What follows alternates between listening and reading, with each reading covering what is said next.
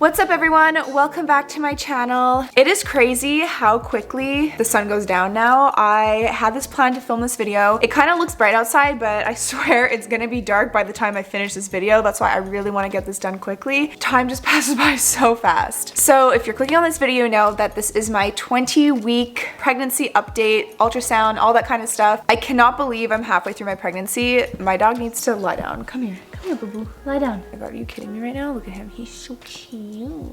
So I had my 20-week ultrasound on Monday. I was 20 weeks last Friday, or last Thursday. So today is Wednesday that I'm filming this. I'll be 21 weeks tomorrow. So by the time you see this, I'll be 21 weeks. Not that it makes a difference. Basically the same thing, but I cannot believe I am halfway through this pregnancy. It's crazy. I feel like it has just flown by. Also, I'm having a pretty easy pregnancy, knock on wood. So I'm just like loving life. And I feel like when things are going so great, the time just like whoop, goes right by. But anyways, I want to give you guys a little update. So if you didn't watch my last pregnancy Q&A, I'll have it linked down below. I kind of talk a little bit about the first trimester. I also did a pregnancy mukbang Q&A where I talked with my husband, Dan, about just like other things. So I definitely answered a lot of questions so far. If you guys are curious to see any of those, if you have any questions, check those out down below. But feel free to comment anything you want in the comments and I'll answer as many questions as you guys would like.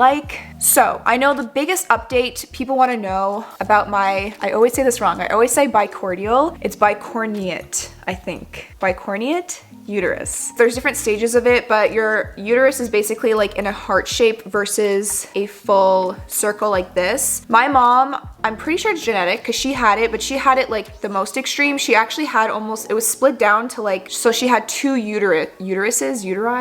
She had two, and she also had two cervix. She had a miscarriage before me, and she was told she could never have kids because of the way her uterus was. Fortunately for her, one side was bigger than the other, and I was born on one side, so it stretched it out, whereas the baby before me, unfortunately, was growing on the other side and didn't make it. It's very sad. You know, things like this, they do happen, and I kind of went into this pregnancy not expecting anything like that to happen, but knowing that that definitely could happen. It happens to a lot of women and is not talked about enough, I feel like. Anyways, besides the point, that could be a whole separate video, but my mom was on bed rest for 9 months with me. And so when I found out I had this, which was the weirdest thing because during my pap smears and my gynecologist tests before, all those things, they could never tell I had it until I did my ultrasound with this pregnancy. They were able to see this, like the shape of my uterus, and they said it's minor, but it typically means that you might not go to term with the pregnancy and you may need a cesarean, which I said is fine. Whatever is like makes the baby,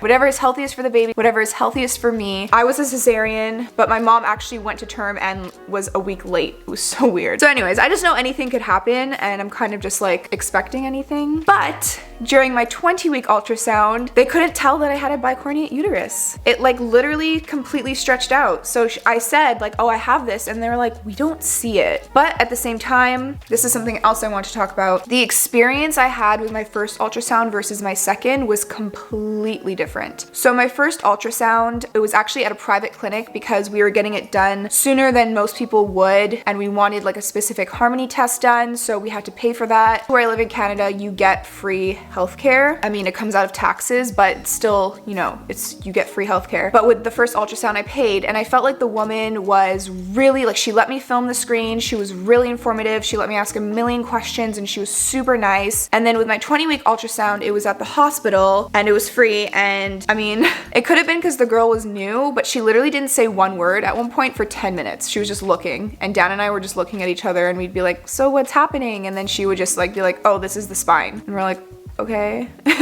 And then another woman came in afterwards, and she basically like checked everything else, like what the first woman did, and she basically just said, oh yeah, like everything's fine. And I was like, okay, can you like maybe give a little bit of detail? So I was asking some questions, and I said I had the bicornuate uterus.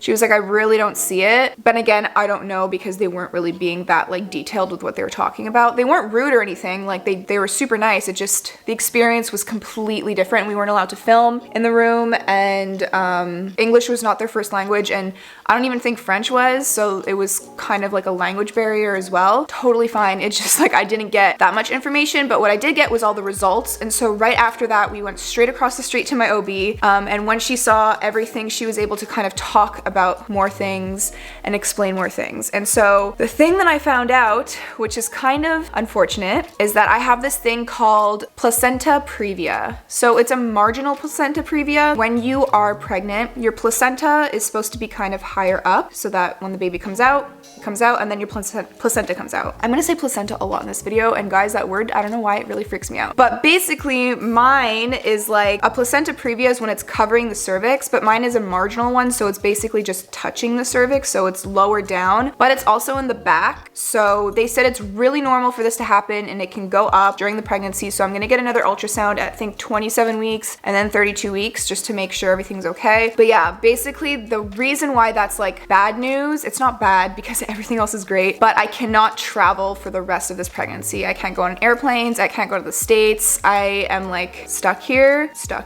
I know that's very normal for a lot of people. They do not travel when they're pregnant. I know I'm very privileged, but it is also my job. And I was a little bummed because we had this big opportunity and this super fun trip planned in January with a bunch of my friends, and I can't go anymore, which means they can't go because I organized the entire thing with like a collaboration, and I feel so bad. People like organize their life around this, and then like I can't even go in the end. They knew that this was always a chance because I said before it was confirmed I had to get the clearance from my OB. I just didn't think that I wasn't gonna be able to travel. Like I didn't think that that was ever an option. And the reason why, there's two reasons. Flying with this kind of condition, because of the pressure on the airplane, it could lead to hemorrhaging. I'm not saying it will, but it could lead to hemorrhaging. And if I do start to hemorrhage, they can't like land a plane, emergency landing in the middle of the Atlantic Ocean. We were supposed to go to Europe. And if I was flying to the States, let's say, and they have to make an emergency landing, or even if they don't, and I only bleed later on during that trip, I'm not covered by insurance in the States or anywhere else in the world. And travel insurance, at least the one we spoke to, they said they don't cover anything prenatal or birth in any other countries. So my OB told us that she actually had patients that went bankrupt because of a situation that happened where everything was fine, they went, but there was something that was a little off, and then she actually ended up going into super early premature labor, and they were like hundreds of thousands of dollars in debt because of this like one condition that she had. And she just advised us to stay in Canada for the remainder of the pregnancy, which is totally fine. It's just, I feel so guilty that I had like this whole thing planned and I was so excited. We were all so excited about it. And then I'm just like, sorry guys, we can't go anymore. Do you know what I mean? Like it kind of just sucks. Like I just feel guilty about it, but I know it's not the end of the world. We're gonna be able to travel when the baby's here. We're gonna be able to do so many other cool things. It's really not that big of a deal. It was just one of those things I was like, dang it. But I'm so happy that everything else is healthy. Like the baby is doing fine. He's growing at the proper rates. He looks great. 10 fingers, 10 toes. You could see his little face in the little ultrasound right here. We did the genetic testing at 12 weeks and found out it was a boy. And this was like the confirmation that it's a boy because they could actually see the genitals now. We saw its foot. He's such a cute little foot. Oh my gosh, you guys, I'm so excited to meet him. Like you have no idea. So as for myself, symptoms wise, nothing has really changed other than the fact that I have no nausea at all. Like first trimester, I was pretty nauseous, but I never got sick. I've had no nausea. I have a lot more energy, but I do get tired still. Like, I don't know, if I'm like exerting myself a lot, I get tired easier, but I think that's normal in pregnancy. My stomach, I don't have like really any pain. I do have a little bit of lower back pain because my hips are widening to allow my body to carry this baby. It really only hurts if I'm like doing a lot of standing or lifting or something. If I'm just relaxing or laying down, it doesn't really hurt. The biggest thing for me has just been putting my pregnancy pillow like between my legs and just laying like that helps like on my side. Not being able to lie on my back is kind of frustrating because I have always slept on my back like throughout my whole life. I love to sleep on my back with my head to the side, but they say like the pressure of the stomach actually like can block a vein or something in your back, so they recommend to sleep on your side. It's also just like better for your back pain and stuff, but I always end up waking up on my back and then I'm like, dang it. Because then I'm like, I have to pee or something because everything's pushing against my bladder. What else is there? I should have written stuff down, honestly, but there hasn't been that many updates. The only thing has been the bicornea uterus and then this placenta previa thing. My appetite has definitely increased in the second trimester. I get really hungry, and I know that this is the time where you need to be careful because you're technically not eating for two. That's just a myth. You're not supposed to go wild and crazy. I eat when I'm hungry. I don't deprive myself, but I try not to like overeat too much. It does get hard sometimes when I feel like I'm starving, but like, you know, like for example, this morning I had a bagel and cream cheese for breakfast, and normally that's like fine for me, but I was still so hungry that I had apple with peanut butter. You know, like I'll try to have something a bit healthier just to make sure that I'm not like snacking on chocolate or chips or something like constantly. I allow myself to indulge. I don't want to restrict like crazy, but I also want to keep in mind what I'm putting in my body, because I think it's important to be healthy when you're pregnant, be active for whatever you can. So I'm kind of waiting for my next ultrasound, because that is again going to be a private ultrasound, and I definitely want to get more information on the bicornuate uterus. I just want to make sure that I'm not like high risk anymore. I wasn't fully high risk before. I was kind of like, just take it easy, because you know, during the first trimester and stuff, you just never know. But now that I'm like halfway there, I feel like things are good. I feel strong. I feel like I know my body. I just want to get a bit more info in this next ultrasound, and that way I can update you guys. And for my second, like end of the second trimester update, I'll be able to give you all of the information. As for the